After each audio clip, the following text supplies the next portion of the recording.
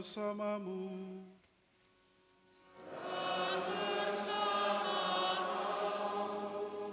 Inilah Injil suci menurut Lukas.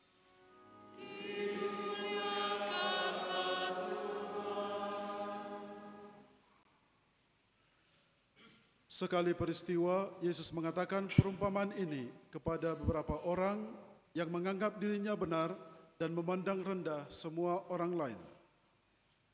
Ada dua orang pergi ke bait Allah untuk berdoa.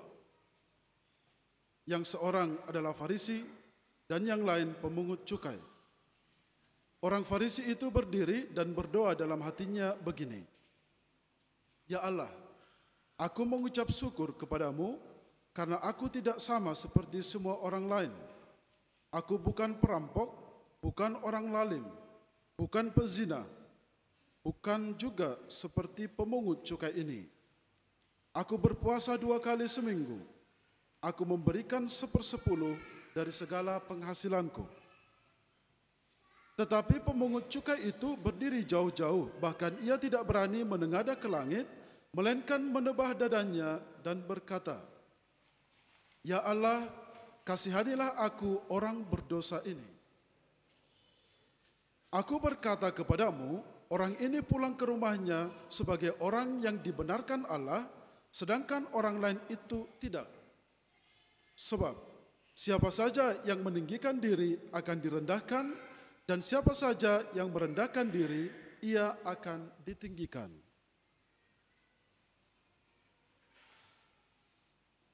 Demikianlah sabda Tuhan.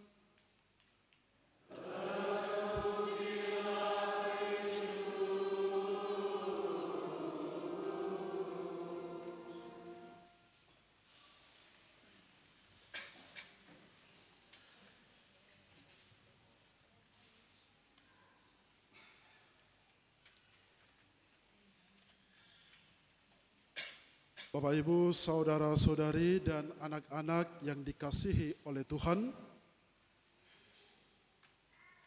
kita bisa mengatakan bahwa satu-satunya cara kita untuk berkomunikasi dengan Tuhan hanyalah lewat doa.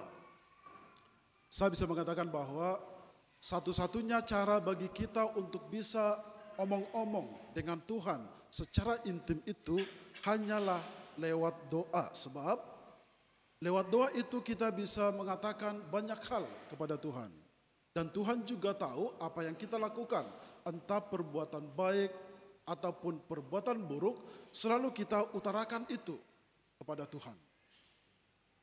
Nah, berhubungan dengan doa, seringkali orang menganggap bahwa doa yang paling bagus itu adalah doa yang panjang, pemilihan kata-kata yang indah, sementara doa yang pendek itu kurang bagus.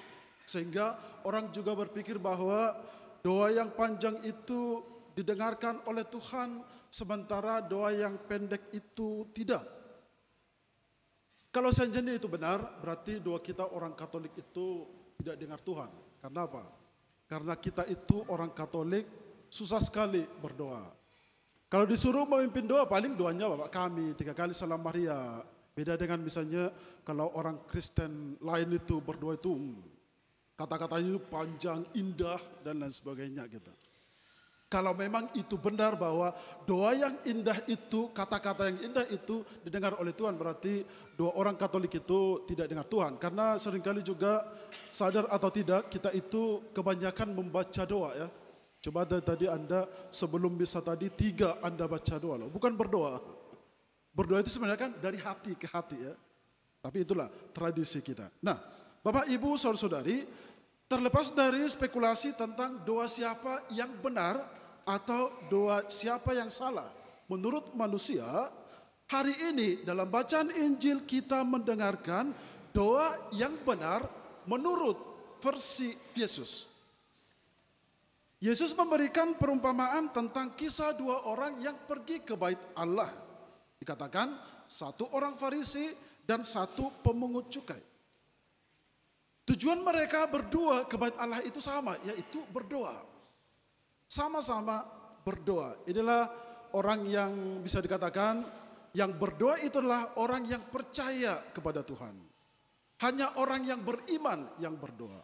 Orang yang tidak beriman itu tidak pernah berdoa. Jadi kalau misalnya Anda di sini jarang berdoa, pertanyakan imanmu gitu loh. Jadi orang yang beriman itu pasti selalu berdoa. Nah, dua orang ini pergi ke bait Allah untuk berdoa. Ada perbedaan yang mencolok di antara mereka berdua ini. Bahwa yang pertama, bagi bangsa Yahudi, orang-orang Farisi itu adalah terkenal sebagai orang saleh. Mereka yang selalu taat dan percaya kepada hukum Taurat. Sehingga kadang-kadang terjadilah mereka lebih mengutamakan hukum Taurat daripada membantu sesamanya. Sementara pemungut cukai itu terkenal sebagai koruptor. Karena apa? Karena pekerjaan mereka itu setiap hari berhadapan dengan uang gitu. Pemungut cukai gitu. Yang namanya berhadapan dengan uang ya sangat rentan untuk mengadakan korupsi gitu. Itu yang terjadi. Jadi orang pemungut cukai itu dianggap sebagai pendosa. Intinya adalah perbedaan mereka itu sangat jauh. Bisa dikatakan perbedaan antara orang saleh yaitu Farisi dan orang berdosa yaitu pemungut cukai.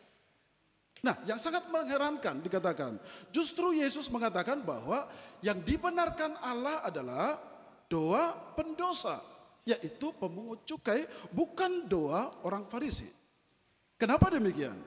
Ya, kita pasti sudah tahu jawabannya. Karena orang Farisi itu tadi berdoa dengan cara menggembor-gemborkan kehebatannya di hadapan Allah bahwa dia sudah menjalankan segala perintah Taurat. Bahkan dia mengatakan dia bukan pemabuk, dia bukan orang lalim, dia bukan pezina, dia berpuasa 2 kali seminggu, dia memberikan kepada persepuluhan dan penghasilannya kepada Allah. Singkatnya lah, dia memperkenalkan dirinya kepada Allah sebagai orang baik yang selalu menjalankan segala perintah agama itu tanpa bolong. Dalam doanya itu sebenarnya dia tidak memuji Allah, tetapi dia memuji dirinya sendiri dan merasa dirinya itu lebih baik dari yang lain. Dan paling fatalnya lagi, dia mengatakan saya tidak seperti pemungut cukai ini gitu loh. Begitu sombongnya gitu loh. Coba Anda misalnya berdoa nih, satu pemungut pajak, satu misalnya dia asisten imam gitu. Asisten imam itu berdoa, Tuhan yang di samping saya adalah pemungut pajak, dia lebih berdosa dari saya gitu. Coba dalam doa dia merendahkan orang lain. Itulah yang membuat dia menjadi sangat rendah di hadapan Tuhan. Sementara pemungut cukai tadi, dia menunjukkan sikap yang sangat berbeda dari orang Farisi itu. Dia berdoa kepada Allah dengan penuh kerendahan hati. Dia tahu bahwa Allah mengenal dia sebagai seorang pendosa, sehingga dia dalam doanya itu dia hanya mengatakan, ya Allah kasihanilah aku orang yang berdosa ini. Tanpa banyak kata dia mohon pengampunan kepada Tuhan, karena dia sendiri menyadari bahwa dia membutuhkan rahmat pengampunan itu. Dia juga merasa bahwa dia tidak pantas berdoa kepada Tuhan dekat dengan orang Farisi itu tadi, sehingga dia dikatakan menjauh dari orang Farisi itu. Bapak, Ibu, saudara-saudari yang terkasih dalam Kristus. Yesus mengatakan bahwa doa pemungut cukai itulah doa yang paling benar. Dengan berkata, sesungguhnya aku berkata kepadamu, pemungut cukai tadi pulang ke rumahnya sebagai orang yang dibenarkan Allah, sementara orang Farisi itu tidak. Pertanyaan yang menjadi juga refleksi bagi kita. Mengapa Yesus justru memuji pemungut cukai itu, bukan doa orang Farisi itu? Bukankah orang Farisi itu tadi adalah orang yang saleh, taat beragama? Bukankah doanya itu panjang dan bagus? Lagi pula dalam praktek hidup sehari-hari dikatakan dia tidak pernah lalai melakukan perintah-perintah agama. Dia memberikan persepuluhan. Dia rajin juga berpantang dan berpuasa. Sekali lagi, Yesus memberikan jawaban bahwa barang siapa meninggikan diri akan direndahkan, tetapi barang siapa merendahkan diri akan ditinggikan. Sama seperti yang dikatakan oleh dalam bacaan pertama hari ini. Putra Sirak berkata bahwa Tuhan mendengarkan jeritan para janda, jeritan yatim piatu, sampai doa orang miskin itu menembus awan. Singkatnya adalah Tuhan mendengarkan doa orang yang sederhana, bukan mendengarkan doa orang yang sombong. Nah, Bapak, Ibu, saudara-saudari, Yesus membenarkan doa pemungut cukai itu tadi karena dia berdoa dengan tulus. Dia berdoa dari hatinya. Dia mendoakan dirinya sendiri. Dia tidak membanding-bandingkan dirinya dengan orang lain seperti yang dilakukan oleh orang Farisi itu tadi. Dia merasa bahwa doa itu adalah urusan dia dengan Tuhan. Dia sadar juga bahwa apa yang didapatinya itu adalah semua berkat dari Tuhan. Kalau saya lihat refleksi saya selama ini bahwa ternyata ketika saya selalu mendengarkan kisah ini, menurut saya orang Farisi ini pasti adalah tukang gosip.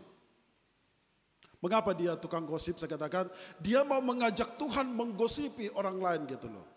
Dalam doa saja dia sudah menggosipi orang lain, apalagi dalam hidup sehari-hari, berarti ini lebih parah lagi gitu. Nah, ini ada satu contoh, saya pernah menerima pengampunan dosa seorang ibu, panjang sekali dia cerita. Saya sudah hampir 10 menit mendengarkan dia. Dia bukan mengaku dosa, tapi menceritakan menantunya gitu loh.